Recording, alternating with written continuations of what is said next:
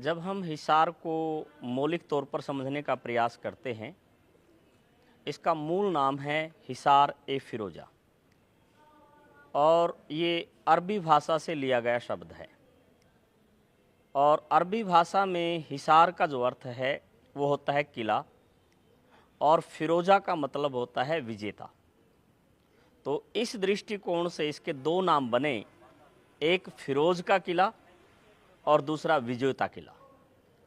तो इसका जो मूल तौर पर जब हम बात करते हैं स्थापना की, फिरोज शाह तुगलक ने इसको स्थापित किया, जो 1351 से 1388 तक शासक रहा।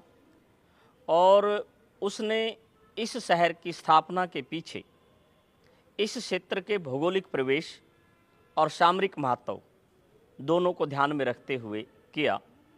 यदि मैं थोड़ा सा इसके बैकग्राउंड में जाऊं, मूलतः जो ये क्षेत्र है हड़प्पा सभ्यता का बहुत विकसित स्थल रहा है, क्योंकि राखीगढ़ी जैसा स्थल वो हिसार में है जो दुनिया के और हड़प्पा सभ्यता के सबसे बड़े स्थलों में से है। सीसवाल जैसा स्थल है जो हरियाणा क्षेत्र की और इस क्षेत्र की सबसे प्राचीन सभ्यता का गवाह है। तो इस कड़ी में इतिहास के अलग अलग परिप्रेक्ष्य में अलग अलग तरह से जैसे विकास होता गया, वो इस क्षेत्र का भी होता गया। जहाँ तक शहर का सवाल है, शहर की स्थापना के पीछे अपने आप में काफ़ी रोचक कहानी है। अलाउद्दीन खलजी का समय था, उसके सेनापति का नाम है गाजी तुगलक, गियासुद्दीन तुगलक। 1312 में वो व्यक्ति मुल्तान विजय करके दिल्ली की ओर लौट रहा था। मूलतः वो व्यक्ति दिल्ली का था और अबोहर में उसकी ससुराल थी। और मुल्तान से जीत के जब यहाँ से गुजरा, तो जहाँ पर इस समय हम बैठे हैं हिसार का मुख्य किला, इससे तकरीबन 1.5-2 किलोमीटर दूर एक फ़कीर की खानका थी। जब कोई जिस जगह फ़कीर रहता है वो खानका होती है, और जब फ़कीर नहीं रहता है उसको दफना दिया जाता है तो दरगाह बन जाती है। तो फ़कीर की खानका थी और उस फ़कीर का नाम है प्राण पीर पादशाह। और प्राण पीर पादशाह से उस व्यक्ति का मिलना हुआ विजय के उपरांत, और उसका ठहराव भी हुआ। और उसमें दोनों के बातचीत में एक दूसरे के इतना नज़दीक आए, तो प्राणपीर पादशाह ने उसको यहाँ तक कह दिया कि गाजी, तू एक दिन दिल्ली का सुल्तान बनेगा। और अल्टीमेट वो बात उसको अपील कर गई और राजनीतिक परिप्रेक्ष्य बदला, और 1320 में गाजी तुगलक, गियासुद्दीन तुगलक दिल्ली सल्तनत का सुल्तान बन गया। तो उसने इस क्षेत्र की महत्ता को बढ़ाया, इस इलाके को शिकारगाह घोषित किया, और क्योंकि उसका नॉर्मल अबोहर आना जाना था, तो उसके लिए ये जगह उसकी सबसे प्यारी जगह बन गई। उसके बाद उसके बेटे का राज आया 1325 में, जो मोहम्मद तुगलक के नाम से जाना जाता है। और मोहम्मद तुगलक भी यहाँ पर शिकारगाह के तौर पर और नॉर्मल उसका आना जाना रहा, क्योंकि उसकी भी यहाँ पर वह नानके थे रास्ते में, तो वो नॉर्मल आया जाया करता था। उसके बाद क्या हुआ, उसका कोई बेटा नहीं था, तो उसने अपनी सत्ता अपने चचेरे भाई को दे दी, और ये चचेरा भाई फिरोज तुगलक है। तो फिरोज तुगलक एक बार यहाँ पर 1342-43 के आसपास शिकार के लिए आया था, क्योंकि ये उनकी सबसे बड़ी शिकारगाह थी। तो इस क्षेत्र में पानी की बहुत ज़्यादा कमी थी। शिकार करते करते वो इतना दूर चला गया कि पानी उसको प्राप्त नहीं हुआ और वो घोड़े से गिर गया। तो ऐसे में यहाँ पर 2 गांव हुआ करते थे। आम भाषा में उसको छोटा लारा बड़ा लारा कहते हैं, और सही मायने में उनका नाम लारा कला और लारा खुर्द था। तो इस इलाके से गुजरते हुए एक ग्वाला परिवार की बच्ची, जिनको अरबी में हम गुजरी कहते हैं, वो गुजरी, तो उसने देखा कि एक व्यक्ति जिसकी लिबास पोशाक शाही है वो यहाँ पर पड़ा है। तो उसने उसके मुंह में दूध डाला, उसको होश आया। फिर पास में यहाँ पर एक जैन मंदिर है, वहाँ पर गए, दोनों गांव के लोग इकट्ठे हुए, और उसके बाद उसका इस इलाके में नॉर्मल आना जाना शुरू हो गया। 1351 में खुद शासक बना। तो 1351 में उसने उस लड़की के सामने शादी का प्रस्ताव दिया कि आप मेरे साथ दिल्ली चलिए, तो उसने कहा कि नहीं, मैं नहीं जा सकूंगी, मैं परिवार और अपना व्यवसाय नहीं छोड़ूंगी। तो आगे से फिरोज तुगलक ने कहा कि ठीक है, यदि आप वहाँ नहीं जाते मैं यहाँ आ जाता हूँ। तो ये परिप्रेक्ष्य तो सामान्य बातचीत का है। और फिर उसका जो प्रधानमंत्री है खाने जहाँ मकबूल, बहुत योग्य व्यक्ति है, उसने फिरोज शाह को बताया कि यदि आप राजपुताना को और इस क्षेत्र में शिवालिक का जो क्षेत्र है अंबाला, इसके बीच के क्षेत्र को संभालना चाहते हैं तो हमें किले की ज़रूरत है। और उस किले के संदर्भ में हांसी का जो किला है वो ज़रूरतें पूरी नहीं कर पा रहा है।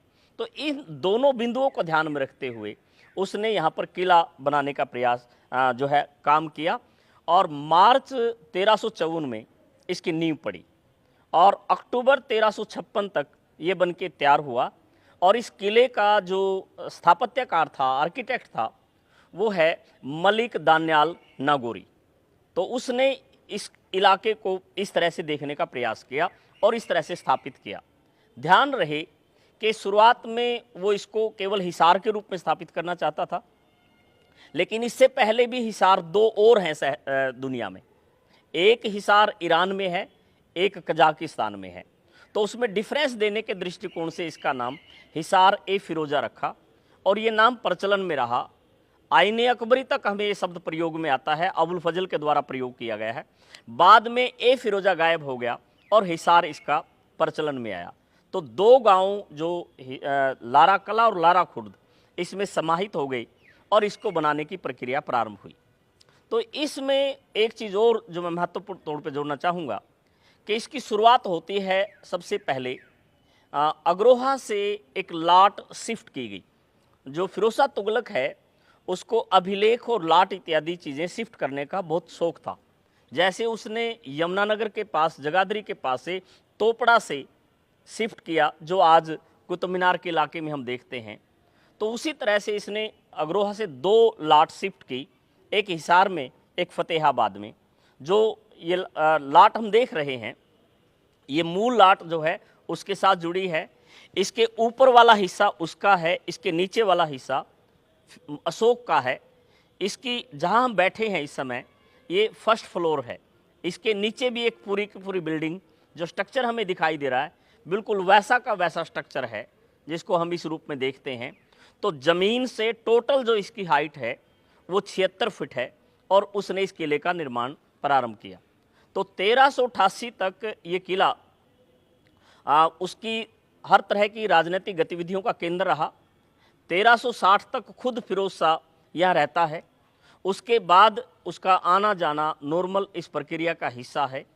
तो यूँ कहिए कि मुग़लों से पहले दिल्ली सल्तनत के जो सुल्तान हैं और उसमें तुगलकों की यदि विशेष बात करें, सबसे महत्वपूर्ण बिल्डिंग उनकी दिल्ली में है, तुगलकाबाद में है। तुगलकाबाद के बाद यदि कोई बिल्डिंग है, सबसे ज़्यादा बिल्डिंग तुगलकों की, वो हिसार में है। आज जो किला है वो लगभग 5% भी नहीं बचा है, 95% जो है डिस्ट्रॉय हो गया है। लेकिन सिंबॉलिकली जो बचा हुआ है वो तुगलकों की पहचान को बताने के लिए काफ़ी ज़्यादा महत्वपूर्ण है।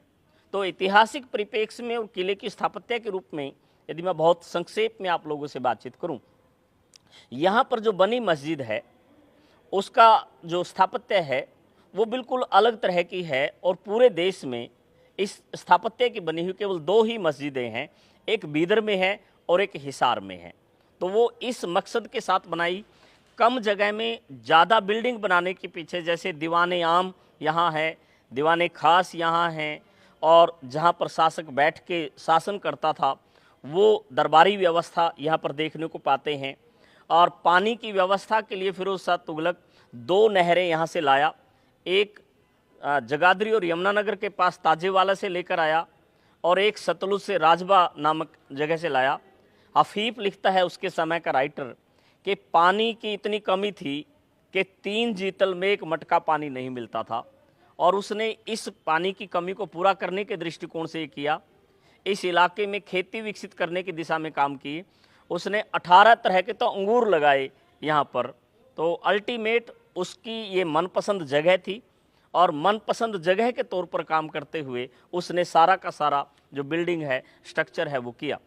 यहाँ पर मैं एक चीज़ और बता देना चाहता हूँ आगे बढ़ने से पहले कि यहाँ पर जो मटेरियल प्रयोग हुआ है इस किले में, वो दो जगह से लाया गया है, एक अग्रोहा से और एक महेंद्रगढ़ के पास अरावली की पहाड़ियों में नरसाई की पहाड़ियों से। अग्रोहा यहाँ से तकरीबन 22-23 किलोमीटर दूर एक साइट है, और जो अलग अलग 3 परतों पे जब खुदाई हुई है वहाँ से पता चलता है, लेकिन इस समय तक वो उजड़ चुका था, ख़त्म हो गया था। मूल अग्रोहा का जो अस्तित्व है वो बदल गया था। तो फिरोज़ तुगलक ने उस अवशेषों को प्रयोग किया, और अवशेषों को प्रयोग करते हुए इस इलाके में ये संदेश भी देने की कोशिश की कि मैं सांस्कृतिक तौर पर इस इलाके के लोगों के साथ जुड़ना चाहता हूँ, और सांस्कृतिक जो समन्वय है उसकी बात को मैं समाज तक लेके जाना चाहता हूँ। और उस कड़ी में विशेष चीज़ जब आप देखेंगे, हम बिल्डिंग की बात करते समय जो पिलर हैं, आज भी उन पिलर्स पे जो है कमल के फूल दिखाई देते हैं, और कमल के फूल अग्रोहा में जो बौद्ध मठ है उसके साथ सीधे तौर पर जुड़े हैं। तो इस पूरे के पूरे इलाके को उसने इस सारे परिप्रेक्ष्य में देखा। तो ये इसकी स्थापना, इसकी पृष्ठभूमि और इसकी व्यवस्था से जुड़े हुए पहलू हैं जिनको हम इस अंदाज से देखते हैं। दिल्ली की सुरक्षा की 3 प्राचीर रही हैं विदेशी आक्रमणकारियों से। पहली जो रक्षा पंक्ति है वो काबुल और कंधार के बीच का इलाका रहा है। यानी किसी भी व्यक्ति की ये ज़रूरत रही है कि उसको वहाँ रोक लिया जाए। यदि वो वहाँ से कवर करके आ जाता है तो उसको लाहौर और मुल्तान के बीच में रोका जाता है। दूसरी पंक्ति, जो तीसरी पंक्ति है वो हिसार बनता है उस इलाके से आक्रमण के रूप में। तो ऐसे में सामरिक इसका महत्व स्पष्ट हो गया। 1388 में वो चला गया। 1388 के बाद जो है यहाँ पर आक्रांताओं का आना जाना रहा, और 2 डायनेस्टी जो है सैयद और लोधी, वो दिल्ली सल्तनत की रही। उन दोनों ने इसको राजनीतिक केंद्र के रूप में स्वीकार किया, और ये उस दौरान परगना था, परगने का मुख्यालय था और एडमिनिस्ट्रेटिव यूनिट था। व्यापारियों की सुरक्षा के लिए यहाँ पर सारी चीज़ें थी, और उस दृष्टिकोण से जो ये पूरा का पूरा इलाका है उसके विकास में इसकी अहम भूमिका थी। जब उसके बाद हम थोड़ा सा चलते हैं, मुग़ल आता है, मुग़ल काल, तो मुग़लों में मोटे तौर पर यह चर्चा रहती है कि हम जो बाबर है वो उसका संस्थापक है, और उसने पानीपत की पहली लड़ाई लड़ी और मुग़ल साम्राज्य को स्थापित किया। लेकिन मैं थोड़ा सा इसकी भी यदि बैकग्राउंड में जाऊं कि जो लड़ाई है पानीपत की वो 21 अप्रैल 1526 को हुई है, तो वो फरवरी के महीने में लाहौर से चल दिया था। मार्च के महीने में उसने सरहिंद और गग्गर के आसपास अपने आप को स्थापित कर लिया था, और दिल्ली का जो सुल्तान है इब्राहिम लोधी, उसको इस बारे में जानकारी मिल गई थी। उसने हिसार के नाजिम हामिद की ड्यूटी लगाई कि वो उसको वहीं रोकने का प्रयास करे, और उसकी सूचना बाबर को भी मिल गई। बाबर ने खुद अपना रास्ता बदलने की बजाय अपने बेटे हुमायूं को इस अभियान पर भेजा। तो इधर से बरवाला और टोहाना के रास्ते हामिद जो है वो उससे लड़ने आगे बढ़ता है। दूसरी साइड से हुमायूं का जो बाबर का बड़ा लड़का हुमायूं है वो उसको रोकने के लिए आता है। तो उन दोनों के बीच में गग्गर के इस ओर यानी टोहाना की ओर ये लड़ाई होती है। उसमें हुमायूं जीतता है, और ये हुमायूं की पहली विजय थी, और वो उसको हमेशा हमेशा के लिए याद रही। तो हिसार में बिल्डिंग निर्माण में फिरोज शाह तुगलक के बाद यदि किसी ने बनाई है तो वो हुमायूं का योगदान है। और पानीपत की फतह से पहले जो स्थान उसके कब्जे में आया वो हिसार है, और इसलिए हुमायूं पानीपत की पहली लड़ाई में शामिल नहीं होता। तो उधर से पानीपत जीत के बाबर दिल्ली पहुंचता है, इधर से हुमायूं जो है इस इलाके को प्रशासित करके और दिल्ली पहुंचता है। तो वो हमेशा हमेशा के लिए उसको यादाश्त रहता है, और वो इसी दृष्टिकोण से उसको देखता है।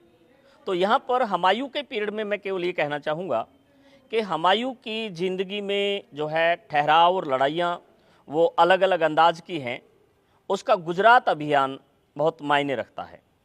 तो गुजरात अभियान उसने 1532 से 1537 के बीच में चलाया।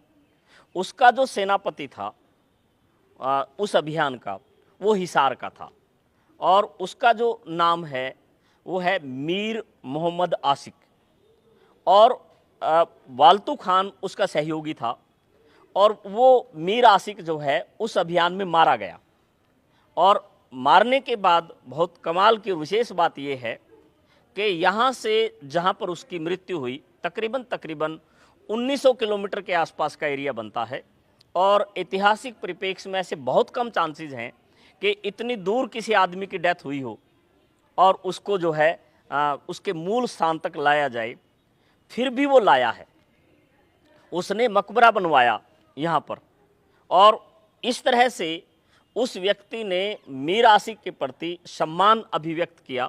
वालतू खान और मीर आसिक दोनों के जो मकबरे हैं उनका निर्माण करवाया, और जो यहाँ की मुख्य मस्जिद है, जो जामा मस्जिद है, उसका निर्माण भी उसने करवाया।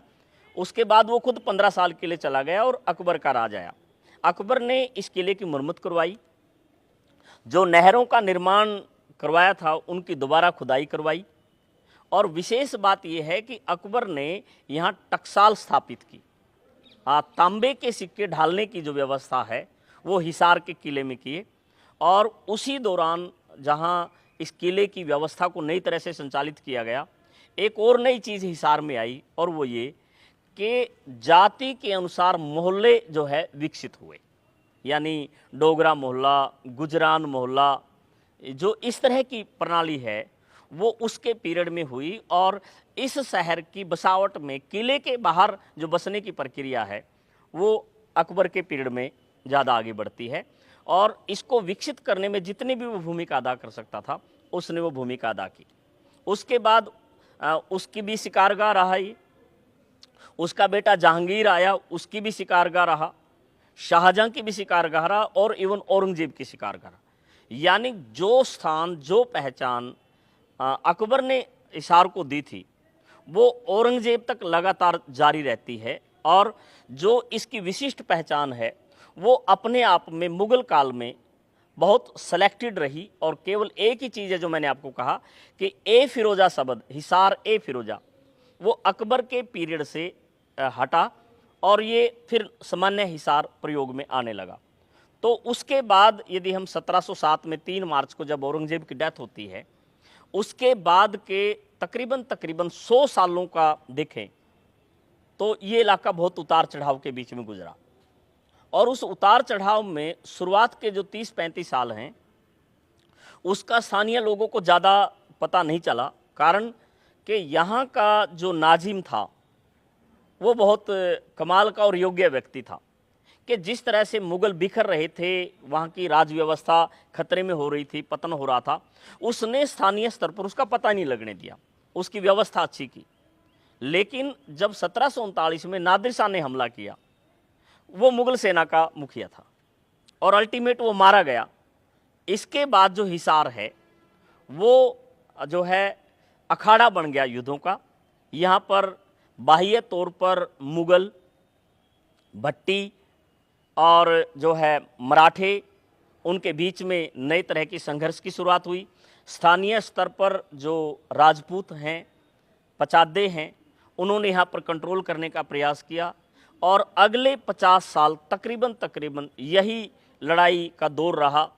और इसी बीच पटियाला का जो राजा है आला सिंह, उसने इस इलाके पर कब्जा किया और इस इलाके में सिख सत्ता को भी स्थापित किया।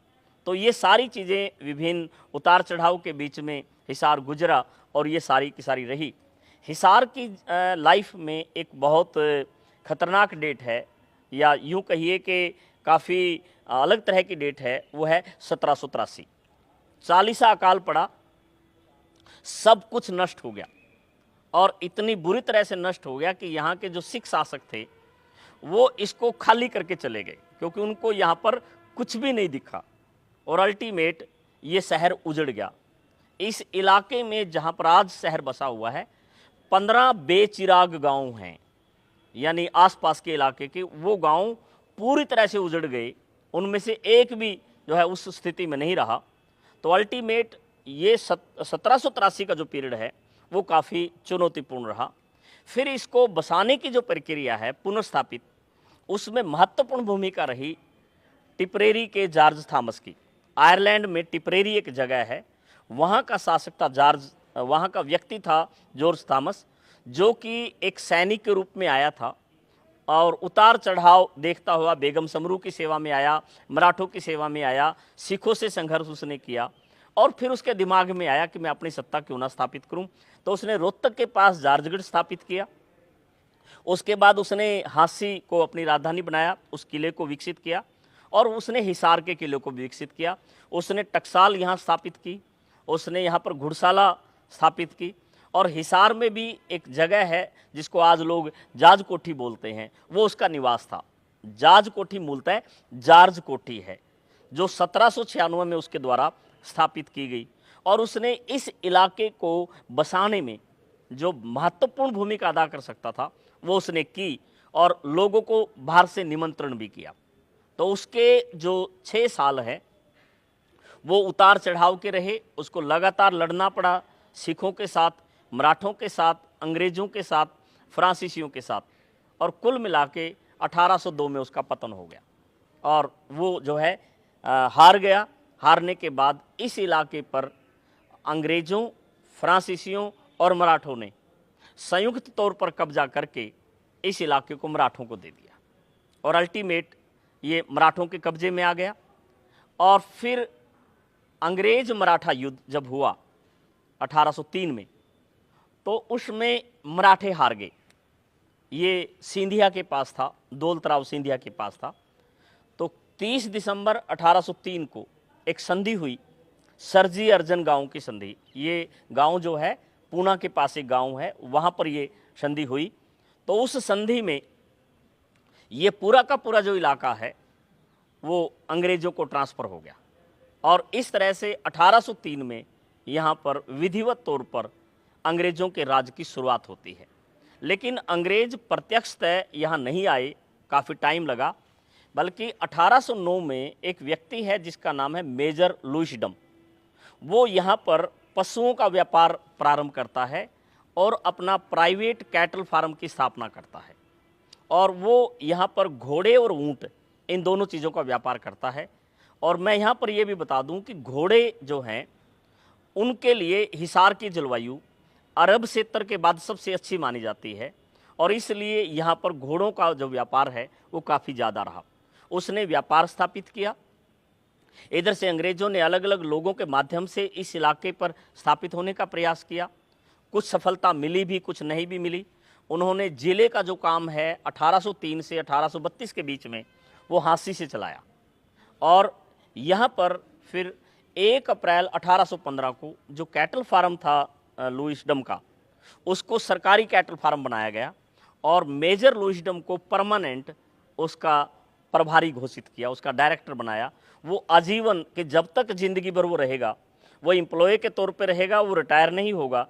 और ये कैटल फार्म इस तरह से हो गया और ये दुनिया का सबसे बड़ा जो है पेरिस के बाद कैटल फार्म था। यानी जितनी बड़ी पशुओं से रिलेटेड रिसर्च और चीज़ें हैं वो पेरिस के बाद हिसार में होती हैं और आज भी एशिया का सबसे बड़ा और पेरिस के बाद नंबर 2 का कैटल फार्म है। जो 15 गांव उजड़े थे उन सारों के ऊपर कब्जा कर लिया गया। 66.4 वर्ग मील का इलाका था।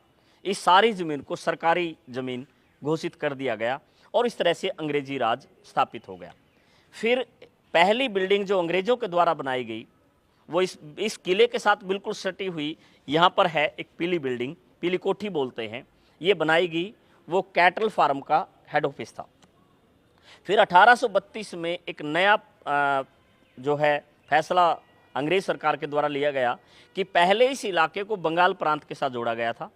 1832 के एक्ट में बंगाल प्रांत का विभाजन कर दिया गया और एक उत्तर पश्चिमी प्रांत बनाया गया जिसकी राजधानी आगरा बनाई गई और आगरा राजधानी में दिल्ली डिवीज़न में हिसार जो है उसके साथ जोड़ा गया।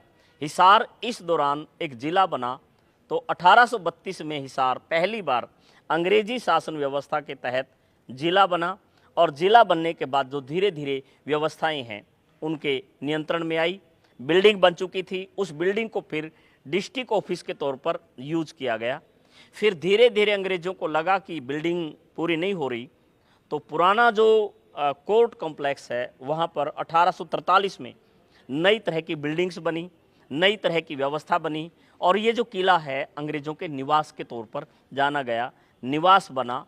3 निवास महत्वपूर्ण थे, एक डीसी का रेजिडेंस था यहाँ पर, एक पुलिस के प्रभारी का रेजिडेंस था और तीसरा महत्वपूर्ण व्यक्ति उनका चीफ मेडिकल ऑफिसर था, क्योंकि इस इलाके में मेडिकल की उस तरह की टेक्निक नहीं थे, लोग आयुर्वेदिक और उन चीज़ों के सारे रहते थे, तो उन्होंने अपनी तरह की व्यवस्था बनाई। तो ये जितने भी अंग्रेज थे ये उनका निवास स्थान रहा और अल्टीमेट धीरे धीरे चीज़ें आगे बढ़ती गई। उसके बाद 1857 आया और जब 1857 की बात करते हैं तो हिसार बेहद महत्वपूर्ण जगह है। जिस समय अंबाला में, मेरठ में, दिल्ली में सारा कुछ घटनाक्रम हो गया था, तो उस घटनाक्रम से यहाँ पर पहले आधी अधूरी जानकारी आ रही थी।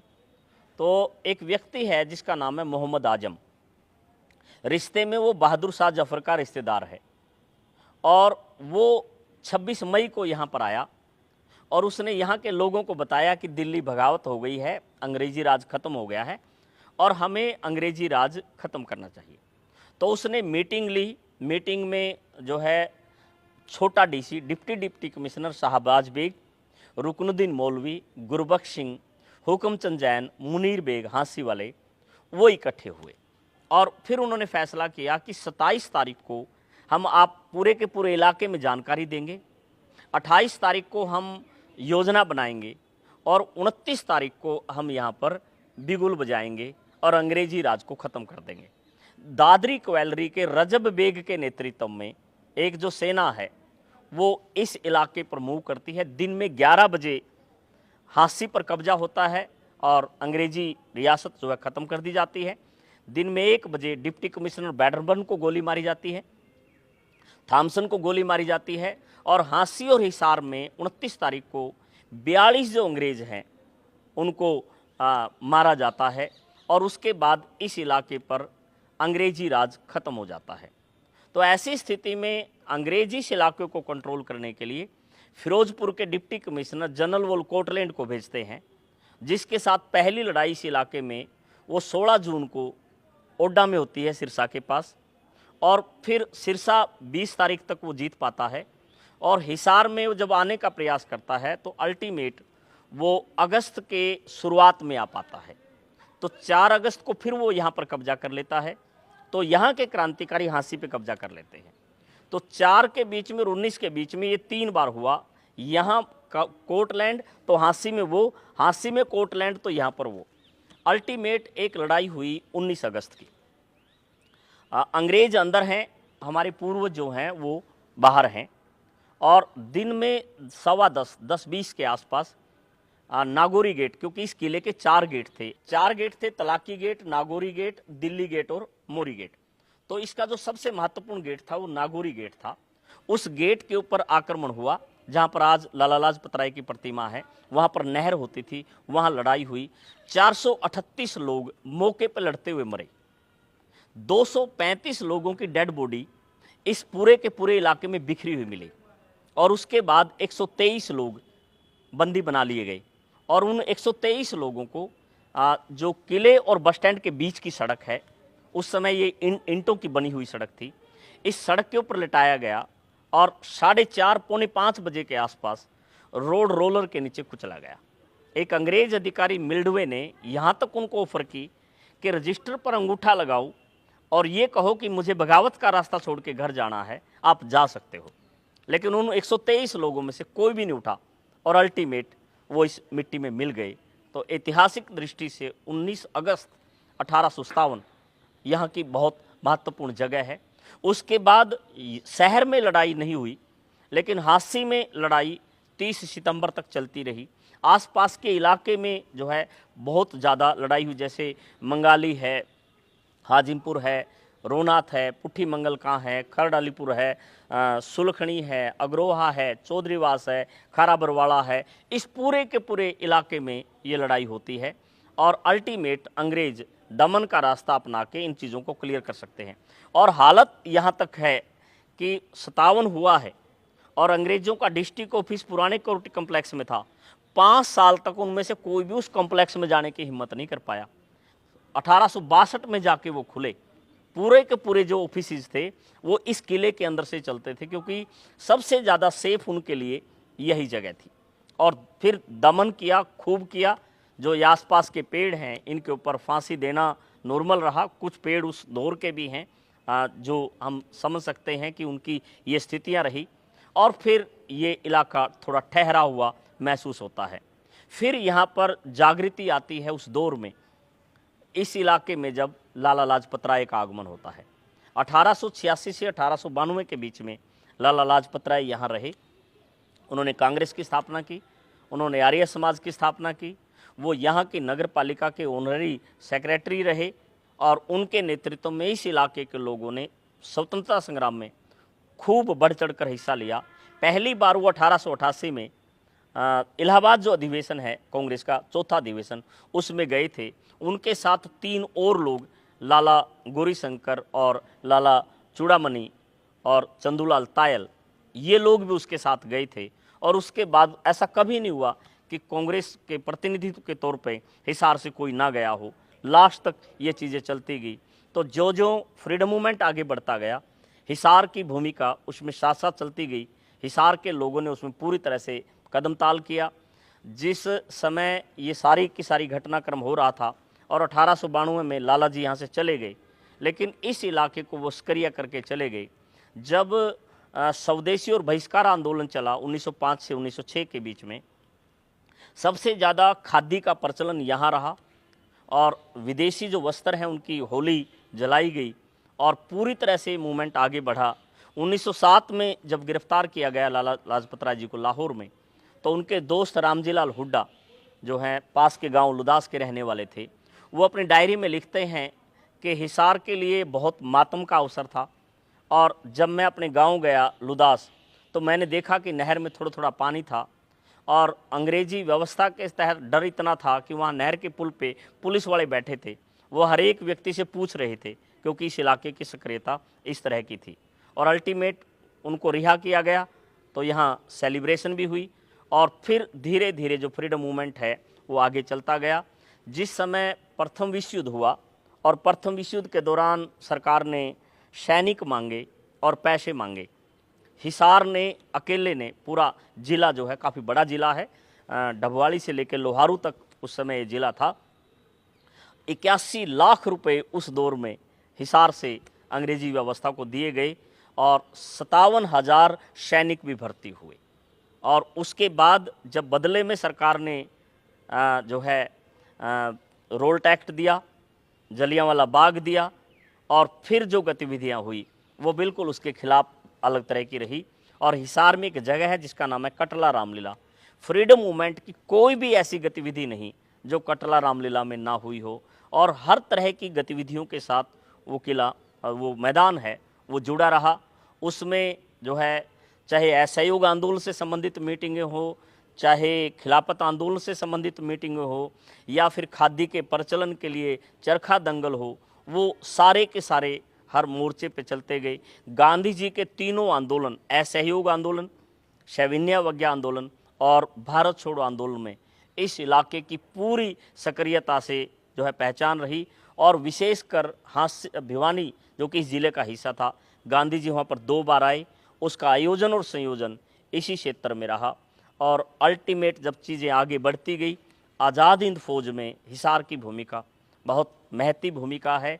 और धीरे धीरे जब स्वतंत्रता मिली और 15 अगस्त 1947 का दिन आया, तो कटला रामलीला में ही यहाँ के बलवंत राय तायल के द्वारा ध्वजारोहण किया गया, जो कि एक ऐतिहासिक घटनाक्रम था।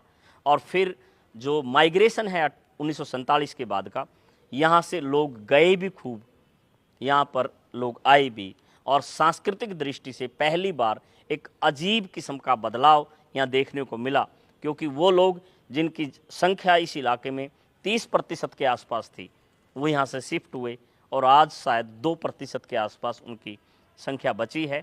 लेकिन जो बाहर से लोग आए, उन्होंने फिर एक नई तरह की व्यवस्था दी।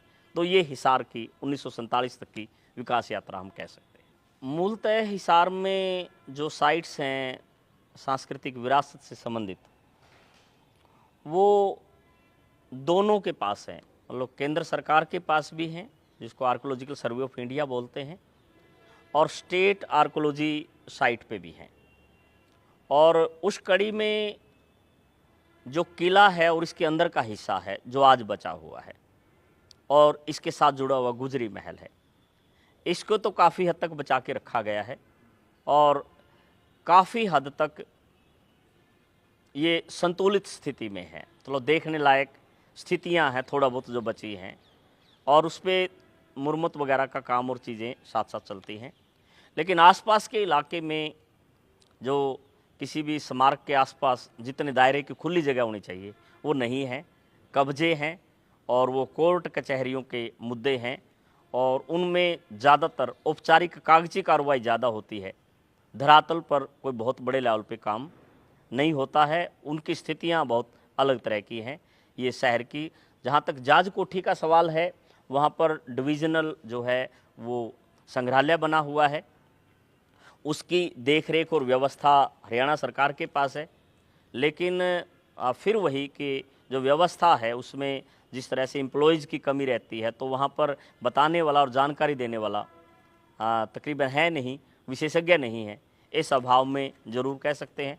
या इसके अतिरिक्त जो साइट है जैसे प्राण पीर पातशाह का मकबरा है या फिर गुरु जम्बेश्वर स्थित मकबरे हैं, वो तकरीबन चाहे संरक्षित हों या असुरक्षित हों, वो कोई अच्छी स्थिति में नहीं है।